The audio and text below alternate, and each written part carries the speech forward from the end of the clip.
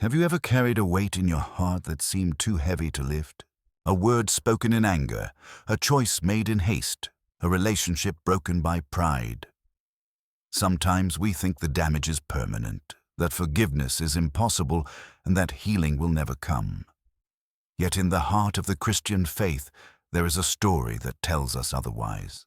It is the story of the prodigal son, a tale told by Jesus himself, not just to entertain, but to reveal the nature of God, the depth of his mercy, and the healing that comes when forgiveness is given and received. This parable has been told for centuries, whispered in churches, read by families, preached from pulpits, and lived out in the quiet corners of human life. And still, it speaks to us today with the same power as when it was first spoken. The power of forgiveness is one of the greatest forces in the human experience.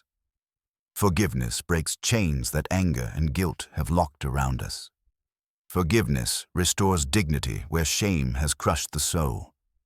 Forgiveness rebuilds bridges that we ourselves may have burned. And forgiveness brings healing, not only to the one who is forgiven, but also to the one who forgives. Why is forgiveness so difficult? Because it asks us to release something we hold tightly. Our right to be angry, our sense of justice, our demand that the other person should pay for what they did. But in releasing these things, we find freedom. Jesus knew this, and that is why his stories are full of forgiveness. Forgiveness that does not ignore the pain, but transforms it. As we begin this journey into the parable of the prodigal son, remember this. The story is not only about a wayward boy in a faraway land. It is about us, about the times when we walked away from truth, about the mistakes we thought could never be undone, and about the God who runs to meet us with open arms. Forgiveness heals. It heals families torn apart, friendships broken, and hearts wounded by years of regret. And as we walk through this story together, you may find that the healing you long for has been waiting for you all along, in the arms of forgiveness. Every journey away from home begins with a choice. In the parable, the younger son looked at his life under his father's roof and decided it was not enough. He wanted freedom, independence, the chance to live by his own rules. And so, with boldness that must have cut his father's heart, he demanded, "Father, give me my share of the inheritance." This request was shocking in the culture of that time. Inheritance was usually given only after the death of the father. By asking early, the son was essentially saying, "I want your blessings, but not your presence. I want what you can give me, but I don't want you." It was a declaration of rebellion wrapped in a polite request. Isn't that how we sometimes treat God? We ask for his gifts, health, success, happiness, but push away his presence. We want the blessings without the relationship. The younger son was not evil in the sense of plotting harm. He was simply blinded by the illusion that freedom meant living without boundaries, that joy meant doing whatever he wanted. The father, with a heart full of love, did not stop him. He divided the inheritance and let the son go. Perhaps he knew that sometimes the only way to learn is through failure. The only way to appreciate home is to walk far away from it. Love does not always force. Sometimes it allows. When the son left, he felt powerful. He was finally free. He could spend as he liked, go where he pleased, live without restraint. Many of us know that feeling, the thrill of independence, the excitement of new experiences. But without wisdom, freedom quickly turns into slavery. The son had money but no guidance, desires but no discipline, friends but no loyalty. It did not take long before his choices began to unravel his life. But in that moment, when he walked away with pockets full of wealth and dreams, he believed he had chosen the better path.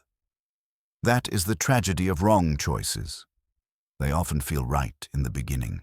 And so, the younger son stepped out into the world, believing he was stepping into life. In truth, he was stepping into a journey of pain that would one day bring him back, not just to his father's house, but to himself. At first, the younger son's life looked like a dream. He had wealth to spend, freedom to enjoy, and friends who seemed to surround him everywhere he went. The lights of the city were bright, the nights were filled with laughter, and the world appeared to be his. But illusions never last forever. When the money ran out, so did the friends. Those who had celebrated with him when his pockets were full disappeared when his need grew greater than his means. The same companions who had once raised a glass to his health were nowhere to be found when hunger knocked on his door. Wealth bought attention, but it never bought love. To make matters worse, a famine struck the land. Suddenly, survival was not guaranteed. The young man, who once believed himself strong and free, was now weak and desperate. He found work feeding pigs, the lowest of jobs, especially for a Jewish man, since pigs were considered unclean.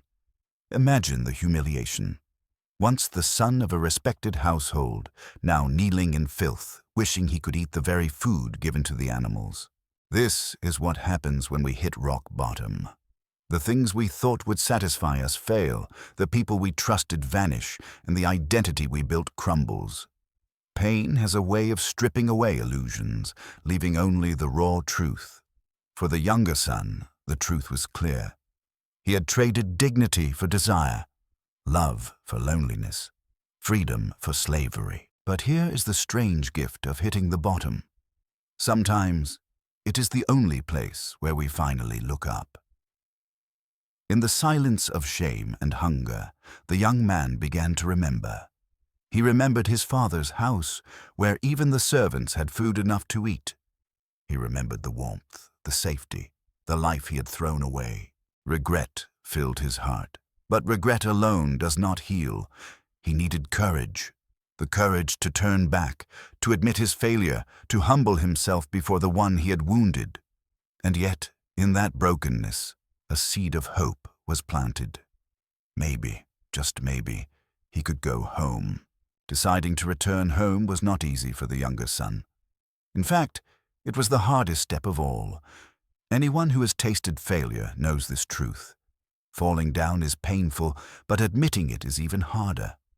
Pride whispers that we should try again on our own, that we should hide our shame, that we should never let anyone see our weakness. Yet humility calls us to something different, to confess, to surrender, to walk the road of return. The son rehearsed his words as he walked. "Father, I have sinned against heaven and against you.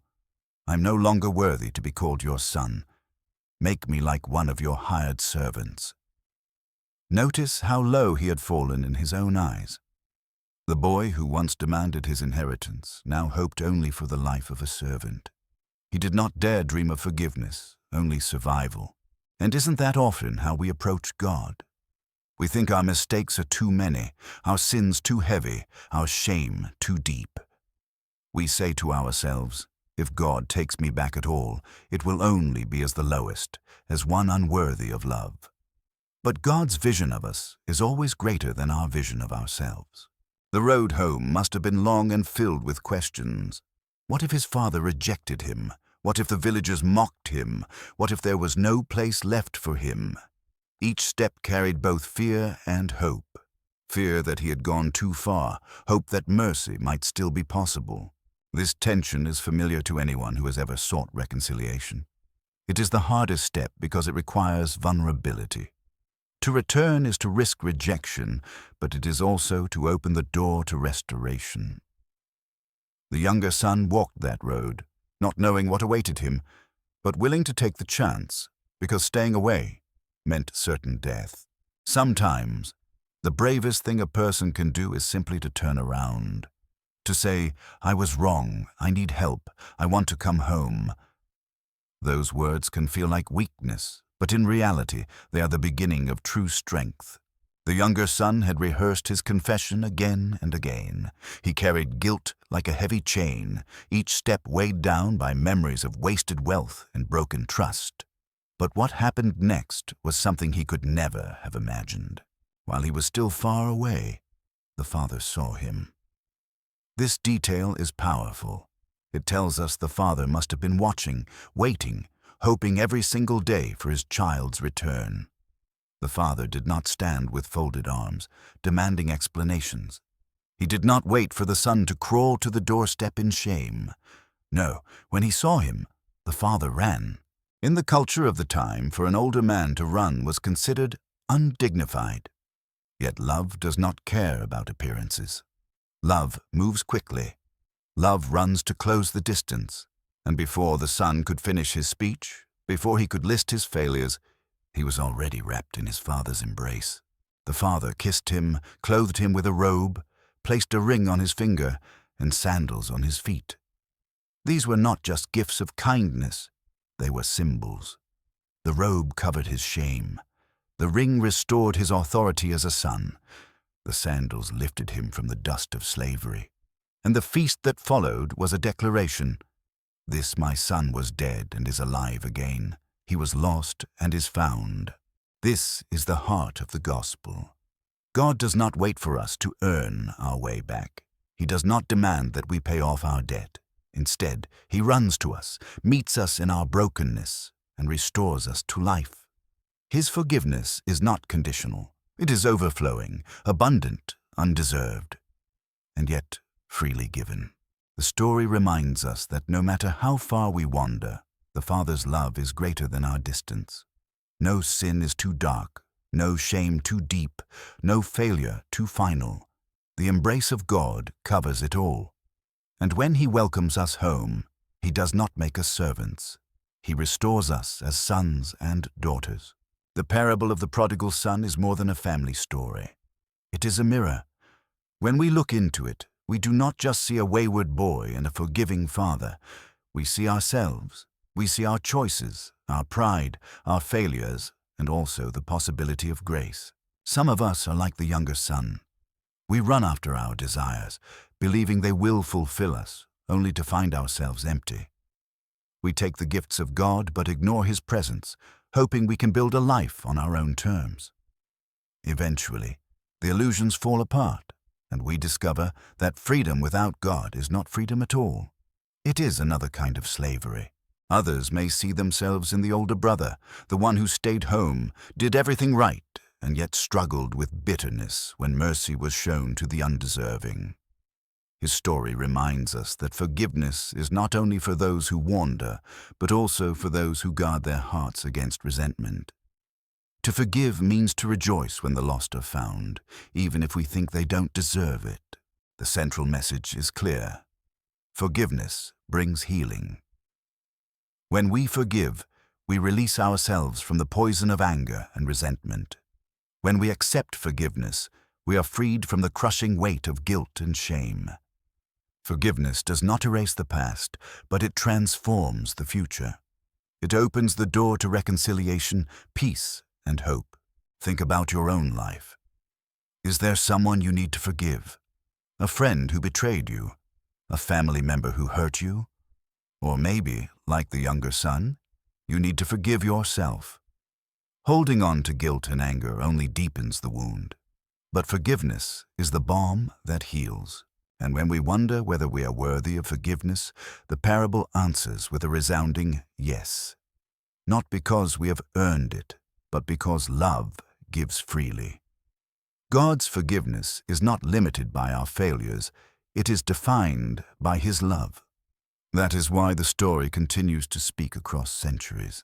It reminds us that the road to healing is paved with forgiveness, both given and received. The parable of the prodigal son is not just a story to admire, it is a guide for living. Each of us at some point will face the challenge of forgiveness. Sometimes we will be the prodigal in need of mercy. Other times we will be the father, called to extend grace. And often we may even be the older brother, wrestling with envy and resentment when forgiveness feels unfair. To live this parable means to let forgiveness shape our daily choices. When a harsh word is spoken, we choose patience. When a relationship is broken, we choose reconciliation. When guilt whispers that we are beyond repair, we choose to believe in grace. Forgiveness is not a one-time act. It is a way of life, a rhythm of the heart that reflects God's love. Think of how different our families, our communities, even our world would look if forgiveness were practiced more freely. How many conflicts could be softened, how many hearts healed, how many lives restored. Forgiveness does not mean pretending nothing happened. It means acknowledging the wound, but refusing to let it define the future. Living the parable also means remembering that forgiveness begins within. Some people spend years punishing themselves for past mistakes, never realizing that God's arms are already open. To forgive ourselves is to accept the truth that grace is bigger than failure, and forgiveness is not weakness. It is strength. It takes far more courage to release anger than to hold on to it. It takes more wisdom to restore a relationship than to destroy it, and it takes more love to embrace someone who has hurt you than to turn away. As we close this reflection, remember the image of the Father running to his Son. That is the image of God's love for us, and it is also the invitation for how we are called to love others.